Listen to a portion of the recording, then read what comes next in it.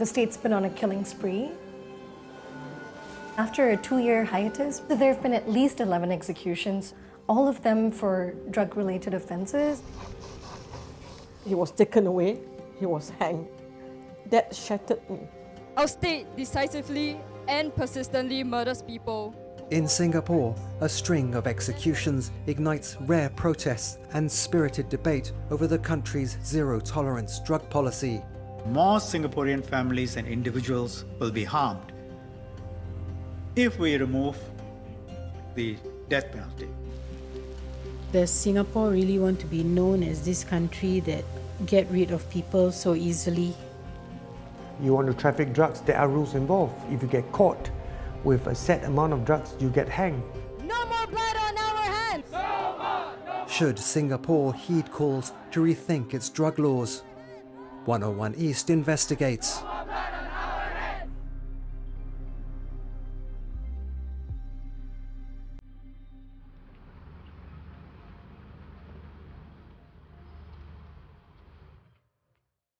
His name was Nazri bin Lajim. His son Haikal remembers him as a loving father. I just want to believe that he's still alive. I think it's not fair for me, but I think it's just a law. I can't do that. I can't change anything. Nazri was hanged last year for trafficking heroin in his home country of Singapore in 2012. He was 64 years old. His sister Jazeera is still in mourning. My brother has been taken from me very cruelly. And I know now he's gone, I miss him so much. For Jazeera, these pictures of her brother, taken just days before his death, are both a source of comfort and pain. When I see his photo, I feel the pain and I felt so hurt. The photo shoot is a privilege, granted only to inmates about to face the gallows. Nazri is smiling here, but Jazeera says his final days were difficult ones. They were only informed about the impending execution 1 week in advance. A last-minute appeal failed. Judges also turned down his request for more time to say goodbye to his family. There's no sympathy at all, no mercy at all. My brother is a sick man, addicted to drugs at the age of 14. Without that drugs, he cannot control his life. And yet, he's being hanged. Nazri had been caught with more than 35 grams of pure heroin. Singapore's drug laws are among the toughest in the world. Anyone who possesses more than a certain amount of illegal drugs, such as heroin, cocaine and cannabis, is presumed to be trafficking. And if the quantity of drugs is above a prescribed threshold, the judge has to impose the mandatory death penalty. The burden to prove has been shifted to the accused person when he is in possession of the drugs. So therefore, it is a violation of the presumption of innocence, where the prosecution has to prove beyond a reasonable doubt, but the accused is now supposed to prove to the contrary. Human rights lawyer M. Ravi once represented Nazri, as well as many of the inmates who are now on death row. Most of the drug traffickers are drug mules. Just look at their profile. They are very poor, they are stuck in a structural poverty. We also have a high proportion of ethnic minorities being overrepresented. 1, 2, 3. Abolish the death penalty! Singapore has a small but vocal community of anti-death penalty activists. Because people are just scared. Even I'm scared. But campaigner Kokila Anamale says more people are joining their cause. People have been reacting to this violent spree of executions. This is after a 2-year hiatus where we didn't have any executions. It definitely caught a lot of attention because the first one was of Nagin, who was an intellectually disabled man, and that struck a chord with a lot of people. Nagendran K. Dharmalingam was hanged in April 2022 for trafficking 42.7 grams of pure heroin. He had an IQ of 69, a level suggesting intellectual disability. But judges ruled that he knew what he was doing.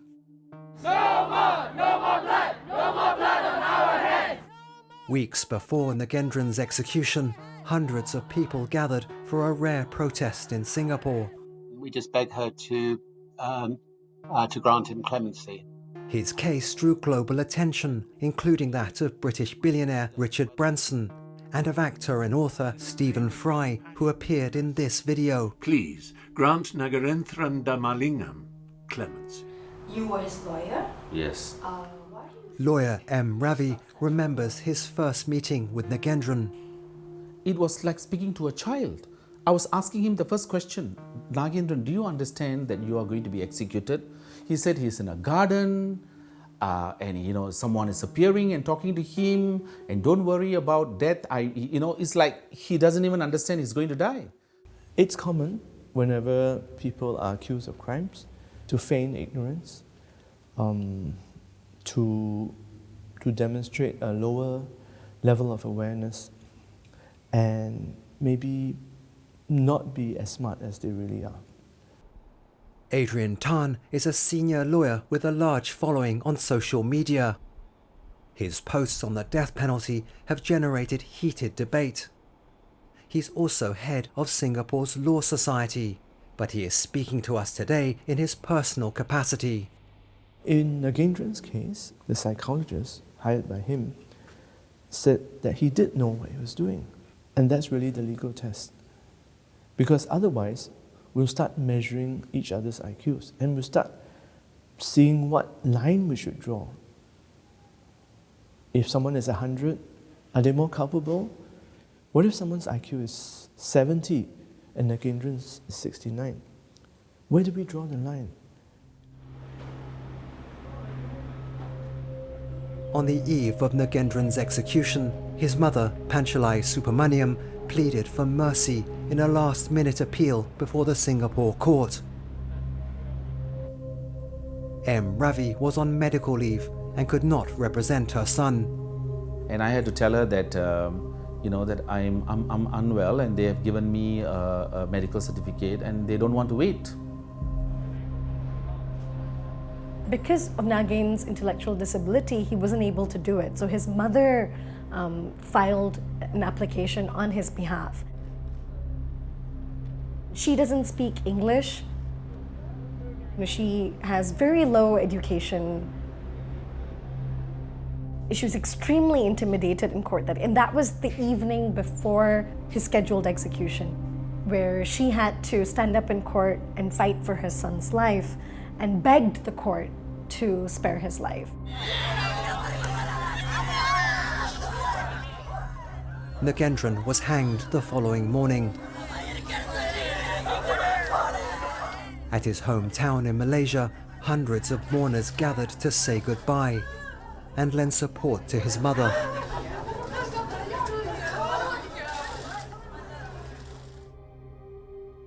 Her appeal drew a sharp response from Singapore's Attorney General's chambers.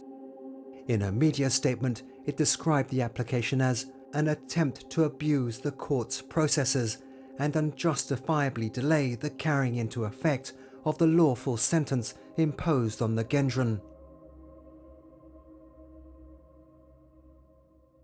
Okay, thank you. It's Friday night in the Malaysian capital, Kuala Lumpur, and sisters Shankri and Angelia Pranthaman have a bus to catch.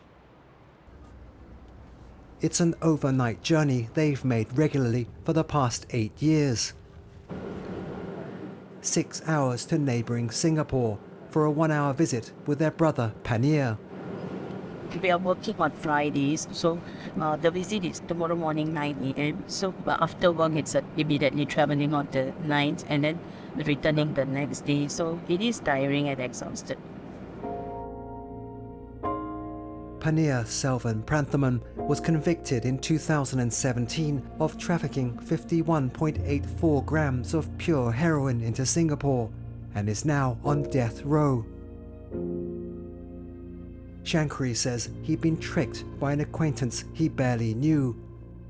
He told Panir that the content of this parcel is a illegal medicine. It's a illegal medicine. It's a sex medicine. So Panir, he blindly trusted this person, and he brought the parcel inside. But the trial judge found that Panir's evidence was inconsistent and handed him the mandatory death penalty. He's now awaiting the outcome of his latest appeal. Yes, Panir did mistake, but he should get reasonable punishment for his mistake, but not taking his life. For a time, the sisters held out hope that Panir would be resentenced to life imprisonment. Under Singapore law, convicted drug traffickers can avoid the death penalty if they show that they were only couriers, and if the public prosecutor certifies that they've substantively assisted authorities in disrupting drug trafficking activities. Shankri says Panir cooperated as best he could, but it wasn't enough. Because the recruiter will not provide correct and more information to the mules. They know for sure that these mules will be arrested later on. If you provide them with the information, definitely to save themselves, they will pass those information to the authorities. Shankri and Angelia have arrived in Singapore. They grab a quick breakfast. And then there's another bus to catch. They have to be at the prison before 9. I just prepared for him to give this book and also some letters. Do you always bring him things? Do you always bring something for him every week? Yeah, last week my sister brought this very thick book. Yeah. Okay. We gave him this book. Oh, it's a nice big book. Yeah, it's thick. This much. This thick. Oh wow. Yeah. So I still keep the receipt that we bought all the books and all, so that we hope one day Panir will come back and see how much we only spend on his books.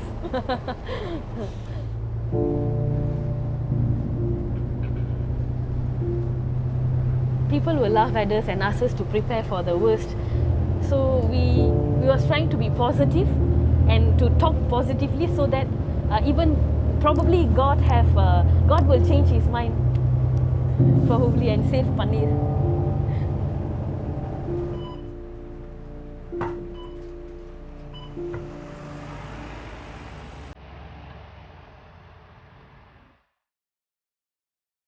Singapore is one of Asia's most livable cities. Crime rates are among the lowest in the world. But it wasn't always like this. In the 70s, we faced a huge drug problem. Families were being broken up because of addiction. The people took a decision to be harsh on drugs. People who bring drugs into Singapore, we will send them a clear message. The message is not just a possible death penalty, but a mandatory death penalty. Singapore's government says the message has been effective. It recently released the results of a survey involving respondents from 6 unnamed regional cities. 83% believed the death penalty deterred people from trafficking substantial amounts of drugs into Singapore. So who are the people who are trading in amounts that are above the capital threshold? People who have less knowledge, less information, and less resources. Often they're either drug users or they're people who are in precarious positions for other reasons. Bruce Matthew is a Singaporean and a recovering heroin addict who has been to prison 5 times, but not for drug trafficking. So for those people who advocate that capital punishment is useless, it doesn't deter drug trafficking. Guess what? It deterred me. And it deterred a lot of people that I know personally from trafficking drugs. Especially in my 40s, there was one stage I was so tempted, I tell you, so tempted to traffic drugs. I was so broke. 2 things held me back.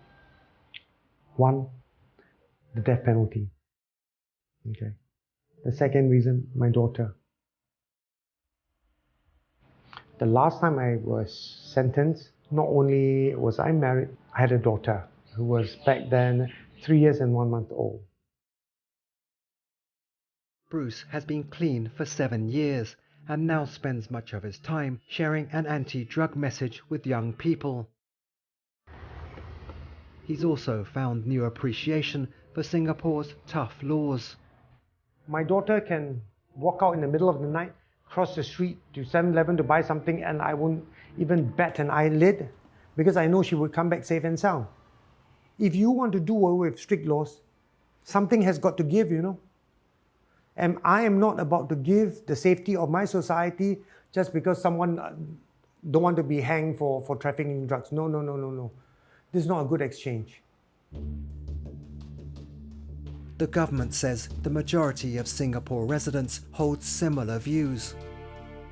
According to a survey conducted by the Ministry of Home Affairs, 65.6% agree or strongly agree that the mandatory death penalty is an appropriate punishment for trafficking a significant amount of drugs.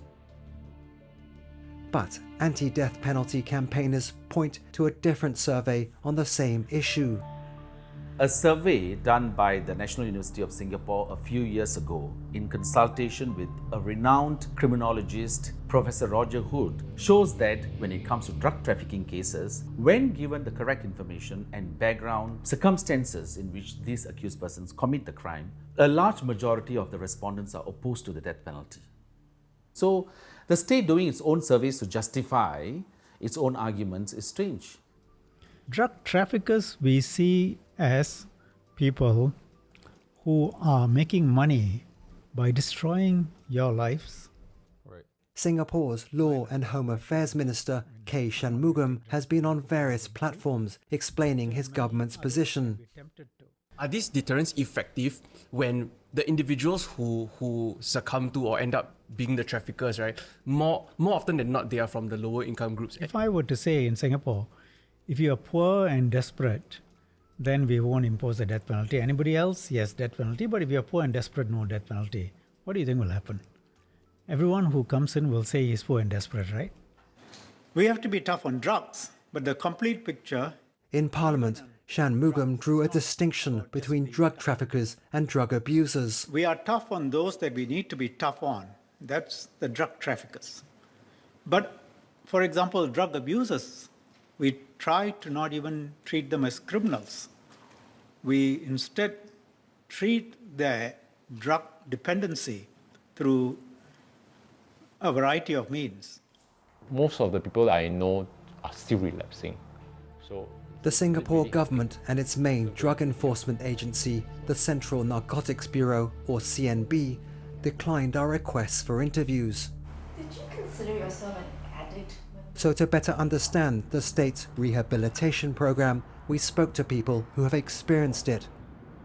Those who agreed to be filmed asked that we disguise their identity.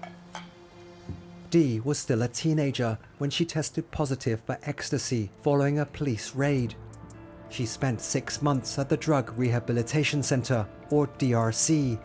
I was not an addict. I was a 19-year-old girl who had some serious problems and liked to distract herself.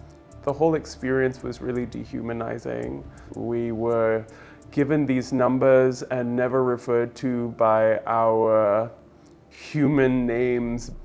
when I got into DRC, it's the biggest shock of my life. The living condition, the treatment of inmates, JY has been to DRC multiple times. This incarceration of 6 months, what they do is basically just to lock you up, feed you, and maybe let you attend some courses. It sounds like a rehab, right? Drug rehab center, that's what they call it. Nobody said they would be treated as a prisoner. Simon says he wasn't an addict, but might have been tempted to become one during his time in DRC. Because inside there, right, you are able to meet people with contacts. Like you have your suppliers, everything, your runners, yeah, the whole thing. Right? You get even more into the whole scene. It's very difficult to stop that kind of cycle because you have even more context now. It's more available to you, you know. The strategy that they taught us was just complete avoidance. Just like, don't go back to any of the places that you went to before. Just cut yourself off from everyone that you knew before, and that'll fix everything. And I mean, it's just not realistic. You don't know what the officers will do to you. There's a fear of even speaking out. But let's say over the years, then I do see slight improvement. Like there's more counseling programs, there's more activities for inmates, there's more sort of welfare. Yeah. But I don't think it's enough. Dr. Munidasa Winslow is an expert in addiction and impulse control disorders. Given principles and a desire to do the right thing by science and all that in Singapore, we should be the best at helping people with recovery. We should be the best in the world. What time is my next patient? But there are certain impediments at the moment to getting well. We have basically said, stop using, stay in prison or DRC or jail long enough, and then go out, get a job, and then you'll be all well. Dr. Winslow prefers a gentler approach to rehabilitation, but it's an option that is still largely unavailable to those who cannot afford to pay. The people who are rich can access treatment programs that provide a lot more care, but people who do not have resources then are stuck. The person who is going to cane you or going to catch you or put you into an incarceration context, you're unlikely to seek help from. You need to separate out those services.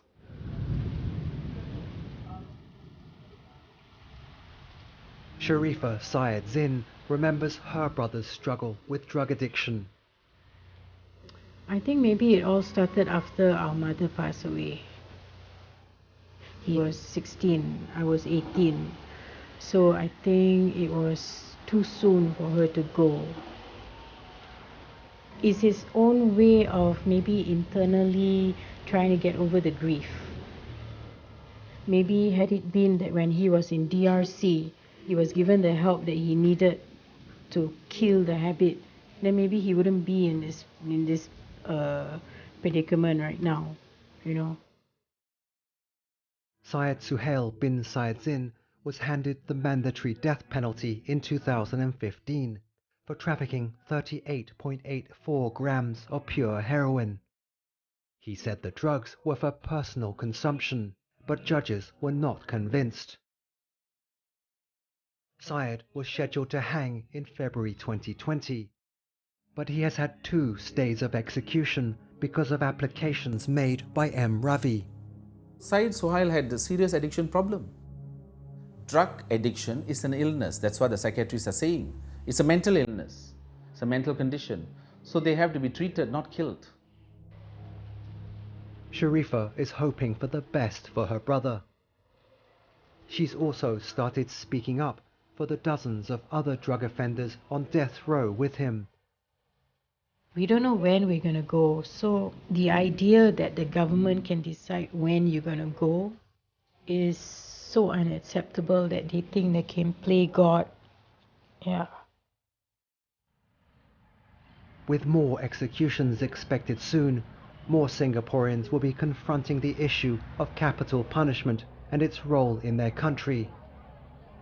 The conclusions they draw will be a reflection of what they value for themselves and their society. We have to step back from our personal views and respect the community's views. The majority of Singaporeans feel that this is their country, it's a safe place. If it ain't broke, then don't fix it. If we chopped off people's hands, would less people steal? Perhaps. Shall we do it? What kind of society do we want to be? What are we willing to live with? I don't believe that I'm safe in a society that is willing to kill.